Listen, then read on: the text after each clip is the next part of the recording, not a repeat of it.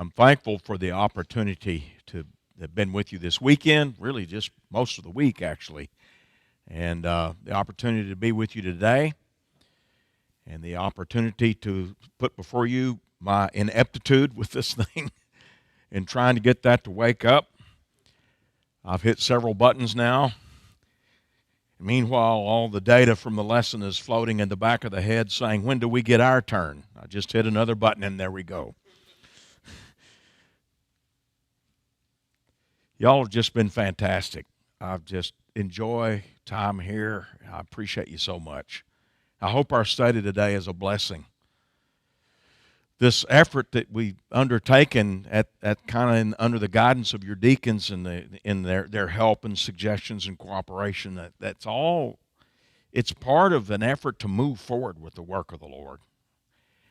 And that doing that successfully requires that we be together, that we be able to lock arms and work together. And that's been our goal, is to work in that way. And we see a lot of fruit from a lot of you that show you share those goals.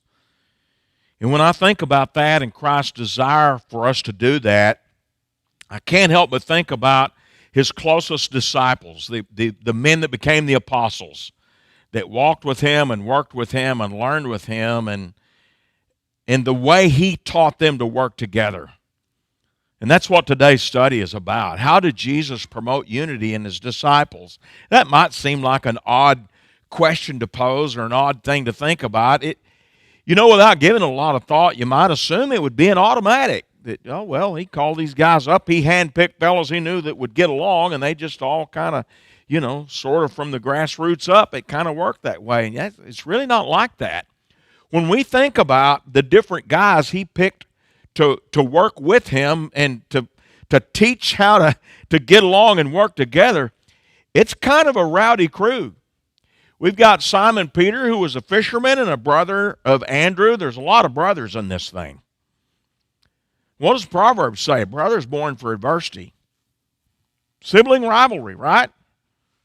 I mean, we all love our brothers, our sisters, in the flesh and in our family, but that is not an automatic that everything's going to be tea and crumpets.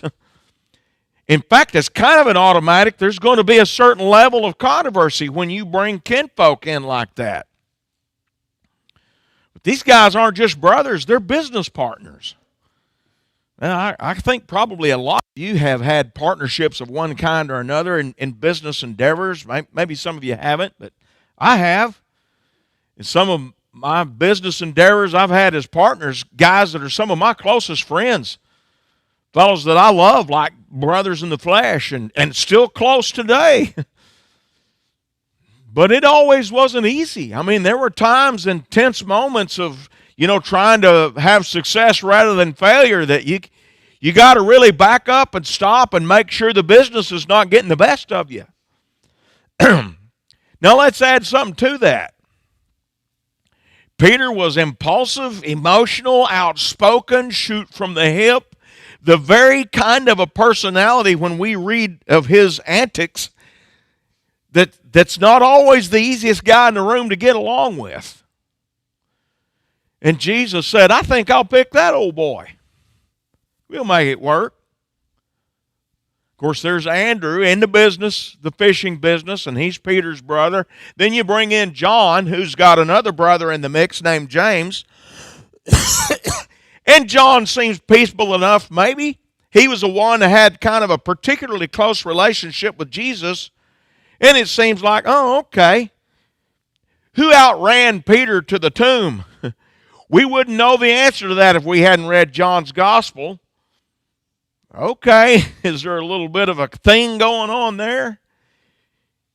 Who, albeit speaking of himself in the third person, kept referring to himself as the disciple whom Jesus loved. I don't read about that in Luke. I read about that in John.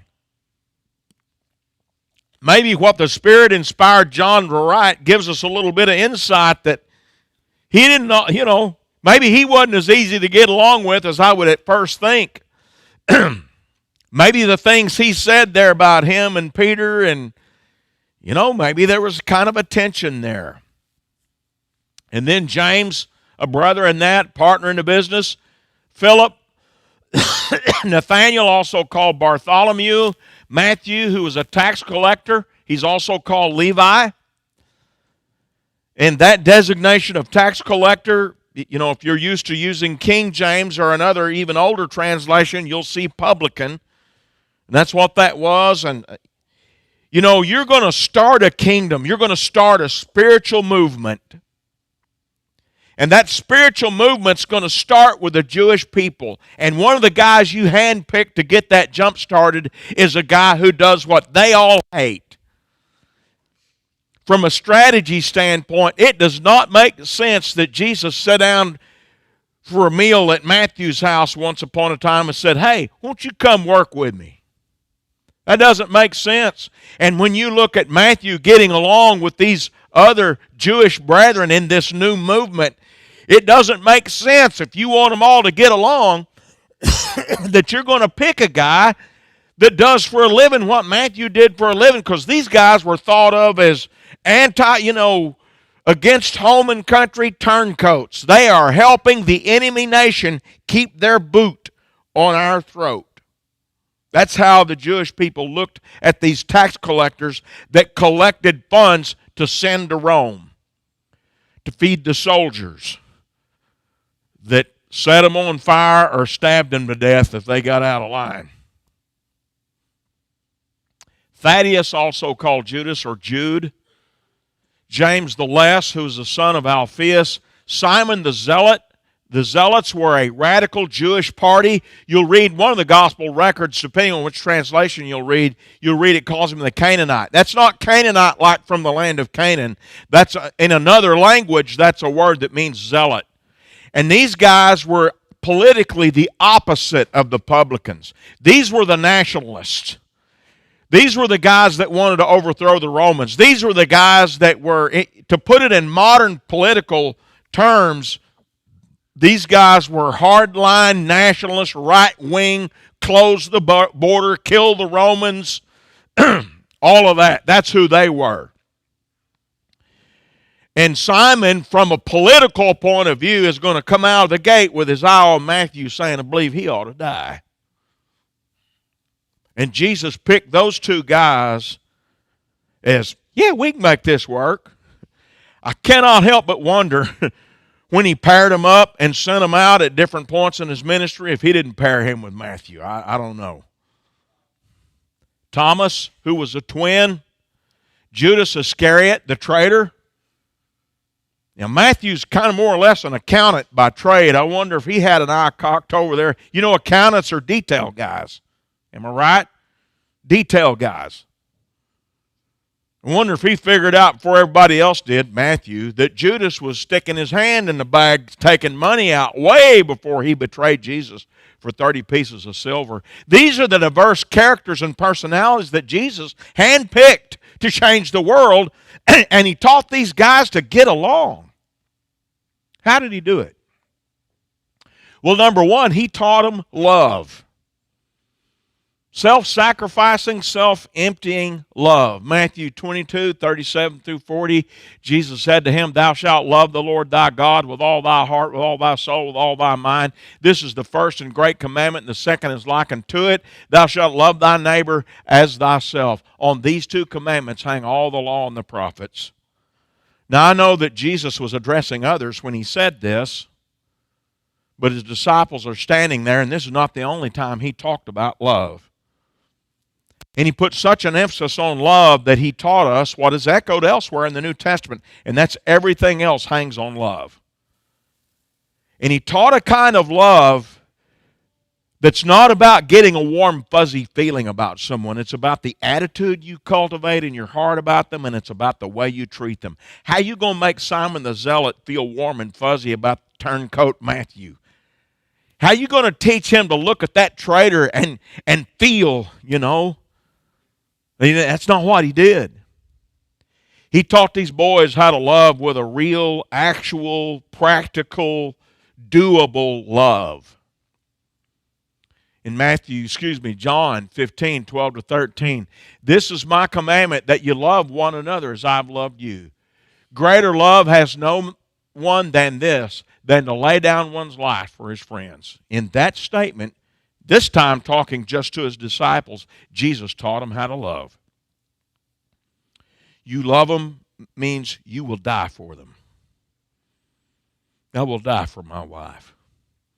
Not sure I'll give her the remote control. Let's not get crazy. See what I mean? If love means I'll die for you, then love means a whole lot of things between where I'm at and dying for you. Maybe even handing over the remote. That's what I'm trying to help us see. Jesus taught a love that's not about this emotional storm in our hearts that just feels warm and fuzzy. It's about how you treat people and what your attitude is about them. And so with these words, he's looking Matthew in the eye and saying, that old boy that just as soon kill you as look at you, Simon the Zealot, be willing to die for him. Hey, Peter, your brothers, them guys you knocked heads with out there on the lake trying to make a living, John, y'all die for each other. Y'all care about each other that much. Simon, instead of wanting so bad to kill Matthew, maybe you need to want so bad to die for Matthew. Maybe you need to care for him that much. Now, this statement is powerful here in John 15 when you just look at it as a teaching and an idea. But when you take it and you plug it in that list of those guys and you read about those guys and we find them arguing over who's the greatest. I mean, we've all got our warts. And I know y'all have your warts.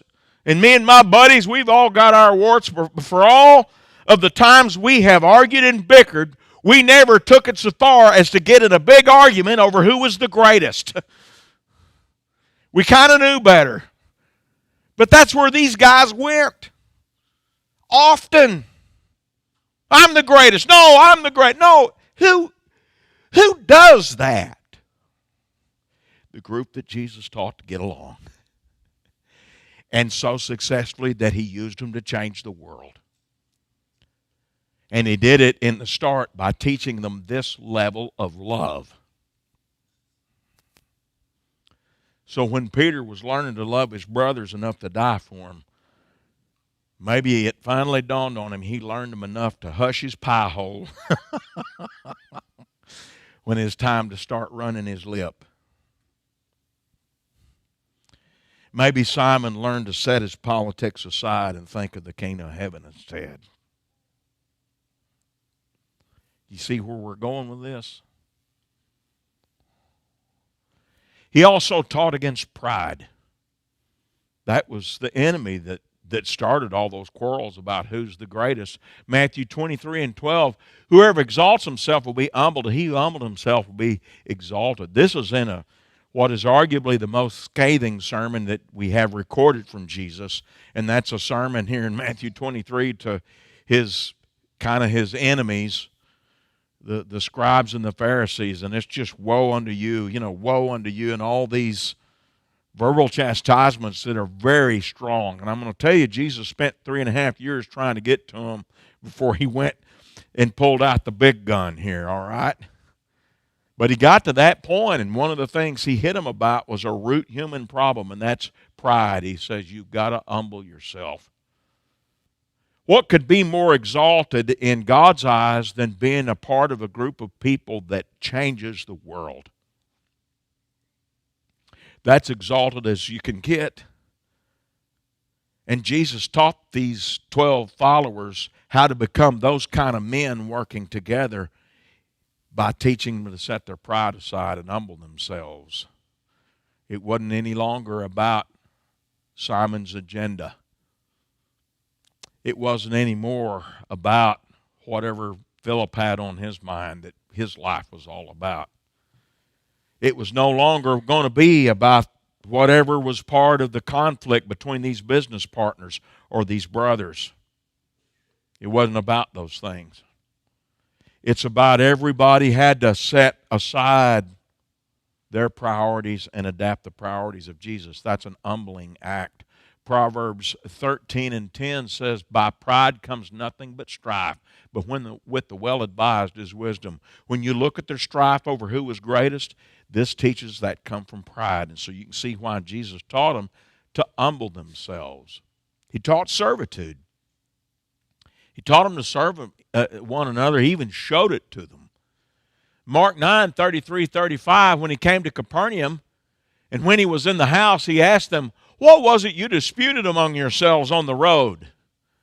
But they kept silent, for on the road they had disputed among themselves who would be the greatest. And he sat down and called the 12 and said to them, if anyone that desires to be first, he shall be last of all and servant of all. So they're all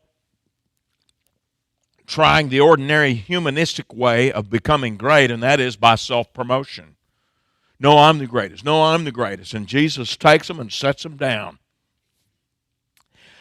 Maybe I'm reading into that something that's not there, but when I see that Jesus sat them down, I think about when our girls were growing up and we had moments in the family where things were getting pretty dicey, and I would just I'd whistle really loud. I'll spare you because this microphone's parked next to my face, but just imagine a real loud whistle. And then everybody at the table, we fixing to having a family meeting, and everybody starts rolling their eyes and shaking their head and slumping their shoulders, because what's fixing to happen is there's going to be a tail chewing of epic proportions coming from the head of the table. You're all thinking, so that's where she sat. No, wasn't quite like that. So I'm thinking when he sat them down, business got real. And it's time for everybody else to hush and listen. And bawl if you want to, or whatever, but you better figure out how to bawl quietly with a closed mouth, because the guy in charge has something to say. That's what I see here, and this is important. And he says, you guys want to become great, you're going about it all wrong. You become a servant of all. That's tied with that message of humility, isn't it? Well, who wants to be the flunky? A dad taught us what it was like to be a flunky by making us his. You had to learn about English and metric tool sizes and names really, really early and get it right. And know where to find it in the mess of that garage out there that was not well organized. Nobody wants to be the flunky. And Jesus said, that's exactly where you start if you want to be great. And that means you've got to empty yourself. Philippians 2 takes that concept up. I know this isn't during the ministry of Christ teaching, but it illustrates what we're reading about in these other scriptures. Let nothing be done through selfish ambition or conceit, but in lowliness of mind let each esteem other better than himself. Let each of you look not out for his own interest, but also for the interests of others. That concept is so key to this work that we've been trying to take part in here with this congregation. Everybody's got to lay aside their own ambitions and their own agendas and empty yourself of that and think of yourself as the flunky and the lowest. Not seeking anything but just how can I help? And that's the kind of mentality Jesus was teaching when he's teaching those boys to be servants. And that kind of teaching is what changed them. Then he prayed for unity. He prayed for unity among them and among those who would believe on him as a result of their labors. John 17, verse 20 through 23, he said, I do not pray for these alone, but also for those who will believe in me through their word, that they all may be one, as you, Father, are in me, and I in you, that they also may be one in us, that the world may believe that you sent me, and the glory which you gave me, I've given them, and that they may be one just as we are one, I and them and you and me, that they may be made perfect in one, that the world may know that you have sent me and have loved them as you have loved me. So he's saying, I'm not praying just for these guys. I'm praying for others that will believe because of the work they do. Well, that reaches forward in time to anybody who becomes a Christian today. as a result of the apostles' teachings. That includes us. And Jesus achieved unity among those guys by praying about it. Lord, I want Peter and John not just to have a ceasefire, not just to end the competition of who can outrun who. Okay?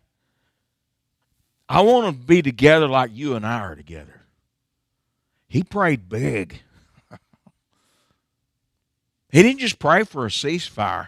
He didn't just pray for get along. He prayed for oneness at a high level. You can't have that oneness if somebody's trying to ride their own agenda. It ain't happening. And his prayer along those lines was forward-looking. Lord, I'm asking David Earl to be able to read the social cues and shut his mouth. I'm asking this hot-tempered one over here to be able to rein it in. I'm asking that this one over here with unholy church-busting ambitions will let it go and learn to love and learn to serve and figure out it's not about them. It's about God and His kingdom. That's the kind of prayers he prayed. And when you spend 3.5 years with a man that prays like that, it'll help change you. It'll give you that opportunity to reevaluate what you're all about. And he gave them a common mission. Matthew 28, verse 19 and 20 says, "Go, therefore, and make disciples of all nations, baptizing them in the name of the Father, the Son, and the Holy Spirit, teaching them to observe all things that I've commanded you. And lo, I'm with you always, even to the end of the age." Amen. When we were sitting together in a room discussing what decision we were going to make next, it was kind of hard. And it was kind of tense. We still loved each other. We still got along. I'm talking about my business partners and I. But it was a challenge.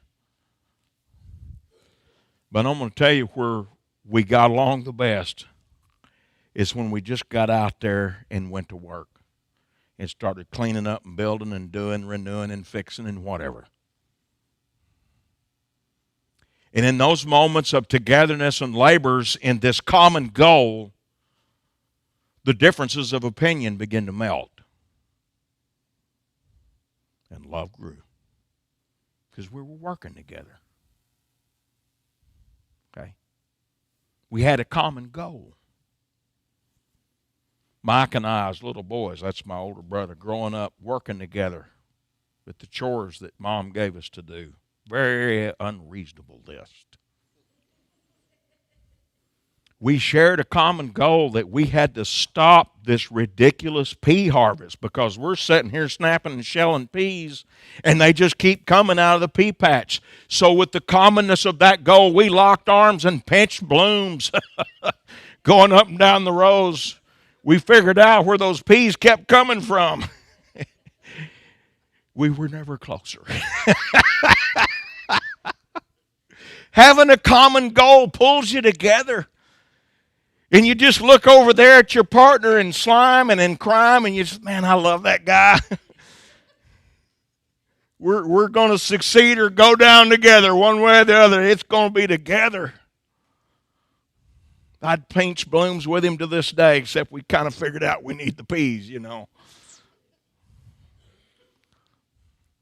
That's what Christ did with guys like Matthew and Simon, that it makes no sense that you're going to put these guys in a room and say, lock arms and love each other and die for each other and all that goes with it. He gave them a common task. And when you share a common task that's given by your Lord and Master, the things that make you so different melt away. And that's all that we've got to do. Everything that Jesus did for his disciples, we can carry that all over today, and now we know what we've got to do. We've got to love each other. Colossians 3:13 through 15, bearing with one another and forgiving one another. If anyone has a complaint against another, even as Christ forgave you, so you also must do. But above all these things, put on love, which is the bond of perfection. And let the peace of God rule in your hearts, to which you were also called in one body. And be thankful. Love each other. And it's a perfect bond. It'll bring you together. Next time you decide to work with glue and you don't put gloves on, super glue I mean, you'll think about the bond of perfection before you get done. It holds you together. It's the perfect thing. And so you forgive each other. You bear with one another. You know, those times in the pea patch, you have no idea the annoying way that my brother could chew toast.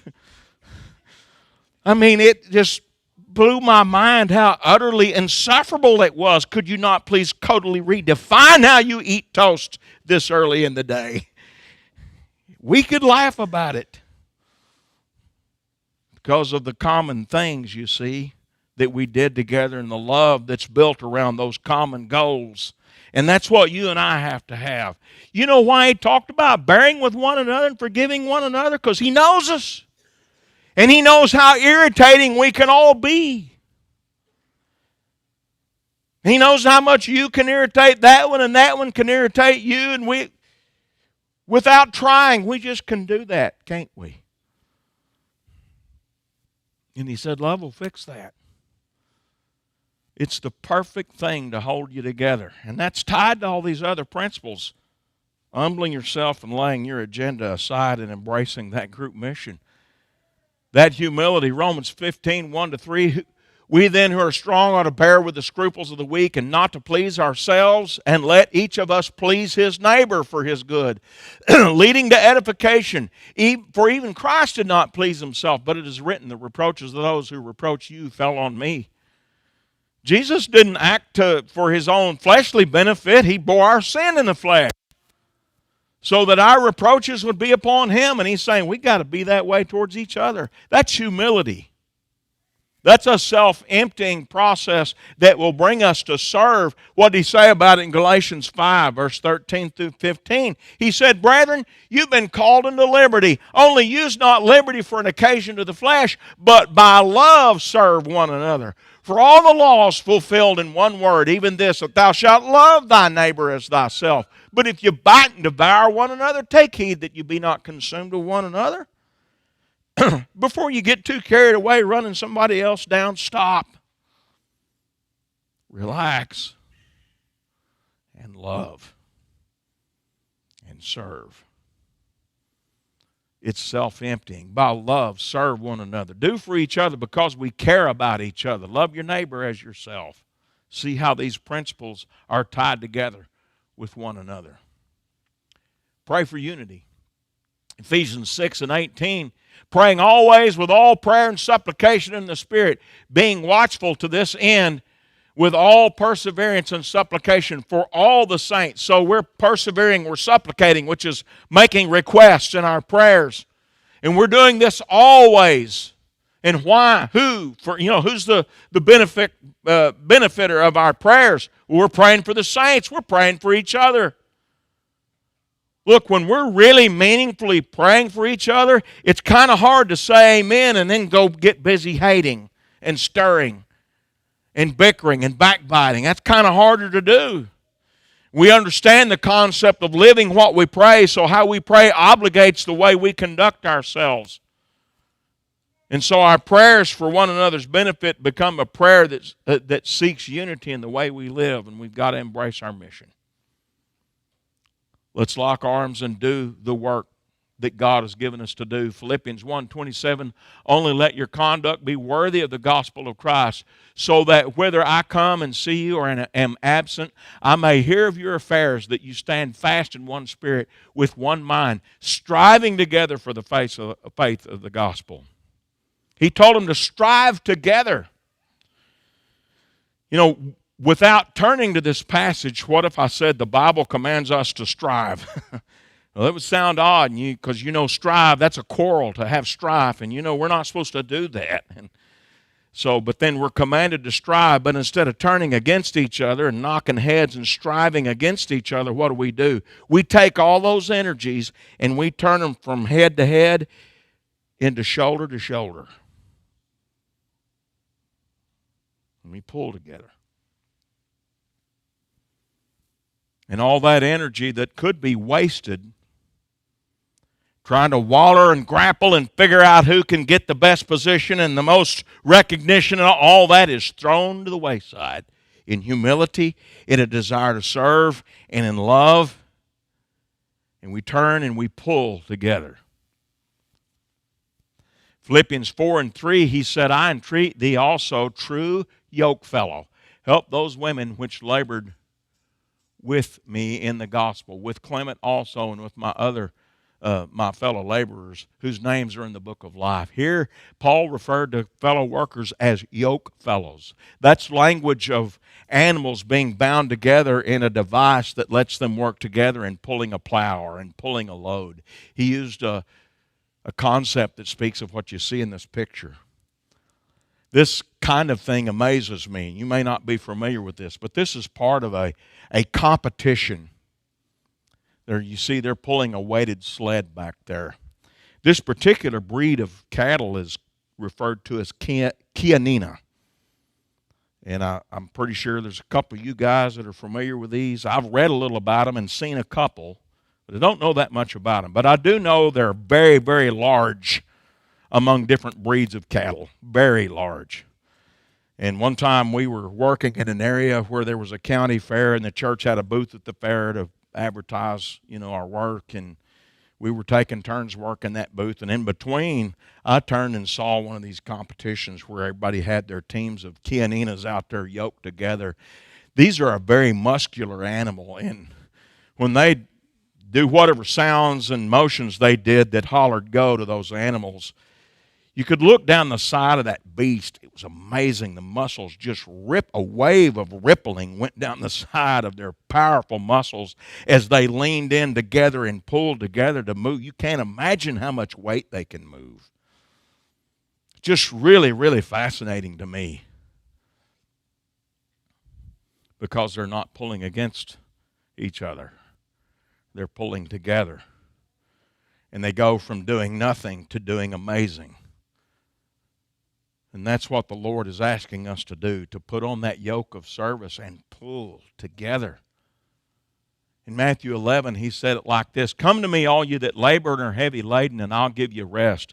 Take my yoke upon you and learn of me, for I'm meek and lowly in heart, and you will find rest unto your souls. For my yoke is easy and my burden is light. This invitation to become a child of God and receive the blessing of salvation from Christ is an invitation to hook up with the team and get to work and pull together. And today this congregation is entering in a new chapter of a new phase of seeking to please God in an effort to help us all pull together. Get in there and hook up to the yoke and pull. Jesus laid out the perfect plan that teaches us how to work together and get along. And it means letting go of me and doing it all for Him. And if His death on the cross doesn't persuade us to do that, I don't know what will. I'm not sure anything will. So you think about that as we move forward in our labors. And you think about that invitation that Christ gave to call us to His service. If you've never answered that call, why not answer that today and enjoy the blessings of salvation? They are eternal in their scope. Or if you're a Christian and you feel you need the church to pray for you, to help you to be a part of that team, pulling that load and doing that work, we'd love to help you with that need or whatever your spiritual need might be. If we can help you in either way, please come have a seat on the front while we stand and sing. Hear the blessed